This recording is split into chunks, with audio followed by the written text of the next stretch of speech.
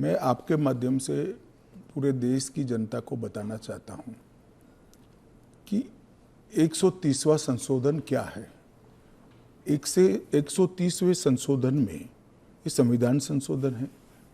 इसमें हमने एक प्रावधान किया है कि प्रधानमंत्री, मुख्यमंत्री, भारत सरकार के मंत्री या राज्य सरकार के मंत्री किसी भी गंभीर आरोप में अगर अरेस्ट होते हैं और 30 दिन तक उनको जमानत नहीं मिलती है तो मुख्यमंत्री या प्रधानमंत्री मंत्री के केस में उनको उनके स्थान से मुक्त करेंगे। अगर वो नहीं करते हैं तो अपने आप कानूनन वो मुक्त हो जाएंगे। ये प्रावधान 130वें संवैधानिक संशोधन में हमने किया है। अब सबसे पहले मैं स्पष्ट कर देता हूं,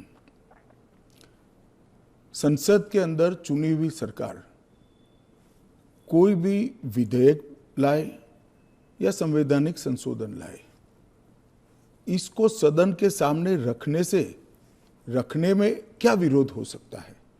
जबकि मैंने स्पष्ट कर दिया था कि इसको हम दोनों सदनों की संयुक्त समिति को सौंपेंगे। वहां आप आपके विचार व्यक्त कर सकते हैं।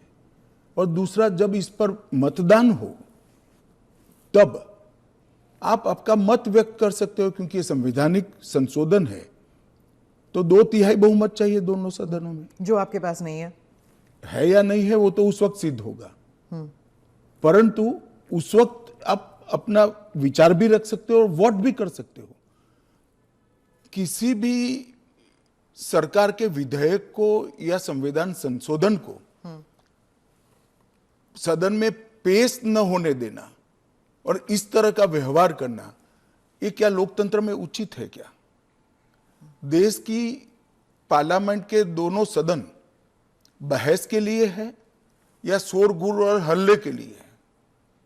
मुद्दे का विरोध हमने भी देखा है, हमने भी करा है, परंतु बिल को पेश न होने देने की एक प्रकार की मानसिकता मैं नहीं मानता हूं कि ये लोकतांत्रिक है और विपक्ष को देश की जनता के सामने इसका जवाब देना पड़ेगा। उनका जो मैनर ऑफ प्रोटेस्ट है उसके बारे में मैं बाद में पूछूंगी, लेकिन ये जो गंभीर आरोपों का जो दायरा है, क्या आप स्पष्ट कर सकते हैं कि गंभीर आरोप क्या है? स्पष्ट कर सकती है क्या? हाँ, तो वही मैं आपसे तो जरा पूछिए आरोप। तो क्या आरोप हो सकते हैं? कैपिटल मतलब मर्डर, रेप, ऐसे वाले जो नहीं, पहले विपक्ष का इस बिल में विरोध क्या है वो तत्वतः आप बता सकती है क्या? इसका मूल विरोध का कारण जो विपक्ष ने मीडिया को समझाया होगा, हाँ, वो आप हमें बताइए। तो वो तो कह रहे हैं कि आप इस बिल के जरिए आप जो इलेक्टेड रिप्रेजेंटेटिव है, जिनके पास मैंडेट है और जिनका जनाधार से कनेक्शन है, आप उसको उलट रहे हैं और आप 30 डेज में आप बेल नहीं मिलेगा तो वो हट जाएंगे। और ये तो it is like political suicide या पॉलिटिकल मर्डर। देखिए, इस देश में आज एनडीए के मुख्यमंत्रियों की संख्या ज्यादा है। प्रधानमंत्री भी एनडीए के हैं, श्री नरेंद्र मोदी प्रधानमंत्री। तो ये बिल सिर्फ विपक्ष के लिए क्वेश्चन खड़ा नहीं करता, हमारे मुख्यमंत्रियों के लिए भी क्वेश्चन खड़ा करता है। मैंने जो सुना वो कह रहे कि आपके लोगों के सामने एफआईआर नहीं होती है। ये जनता को गुमराह करे। उनको मालूम है कि किसी भी व्यक्ति के खिलाफ आरोप है तो आप पब्लिक इंटरेस्ट लिटिगेशन के माध्यम से कोर्ट के सामने जा सकते हैं। कोर्ट ऑर्डर करेगी कि इनके खिलाफ एफआईआर करो। अगर ज्यादा ही गंभीर मामले हैं तो कोर्ट मॉनिटर भी करती है। इसमें पक्ष विपक्ष कहां आता है? ये एक सेकंड मेरी बात पूरी नहीं हुई है। इसमें पक्ष विपक्ष नहीं आता है। और दूसरी बात, इसमें 30 दिन तक जमानत का प्रावधान किया गया है। अगर फर्जी टाइप का केस है तो देश की हाई कोर्ट और सुप्रीम कोर्ट आंख मूंद कर नहीं बैठे हैं। किसी भी केस में हाई कोर्ट और सुप्रीम कोर्ट को जमानत देने का अधिकार है। अगर जमानत नहीं मिलती है तो आपको पद छोड़ना पड़ेगा। मैं एएनआई के माध्यम से देश की जनता को और पूरे विपक्ष को भी पूछना चाहता हूं, क्या कोई मुख्यमंत्री कोई प्रधानमंत्री या कोई मंत्री जेल में रहकर सरकार चला सकता है क्या? इस देश के लोकतंत्र के लिए शोभा रूप है क्या? और अगर 30 दिन के बाद जमानत मिल जाती है तो वो फिर से शपथ ले सकते हैं। हम multi party parliamentary democratic system में है। जब आपके पास सदन में बहुमत होता है, एक मुख्यमंत्री को किसी भी कारणसर जेल में जाना पड़ा, 30 दिन तक जमानत नहीं हुई, तो अब वो पदमुक्त हो जाएंगे, परंतु उनका बहुमत तो बना रहेगा। जैसे ही मुक्त होंगे वो फिर से मुख्यमंत्री बन सकते हैं। ये जो गंभीर आरोप होते हैं इन लोगों के खिलाफ, वो उनको साबित करने के लिए या उनसे छुटकारा पाने के लिए इतना वक्त लग जाता है।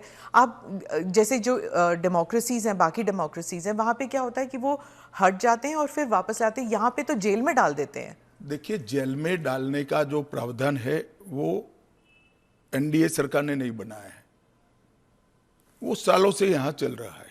दूसरी बात कि ये जो आपने कहा कि गंभीर आरोप की व्याख्या क्या होगी, तो उसमें हमने व्याख्या कर दी है कि 5 साल से ज्यादा सजा का जहां प्रावधान है वहां पर उनको पद छोड़ना पड़ेगा। कोई छुटपुट आरोप के लिए पद नहीं छोड़ना है, मगर जिन पर करप्शन के आरोप है या 5 साल से ज्यादा सजा के आरोप है, ऐसे मंत्री, मुख्यमंत्री या प्रधानमंत्री जेल में बैठकर सरकार चलाए, ये कितना उचित है? पर दोष के ऊपर कैसे कर सकते हैं? पहले मैं आपको सिद्धि तो हो जाए ना। मैं आपको बताना चाहता हूं, आज भी भारत के जन प्रतिनिधित्व कानून जो है उसके अंदर प्रावधान है कि किसी भी चुने हुए प्रतिनिधि को 2 साल या इससे अधिक समय के लिए सजा होता है तो वो अपने स्थान से मुक्त हो जाएंगे सांसद के रूप में।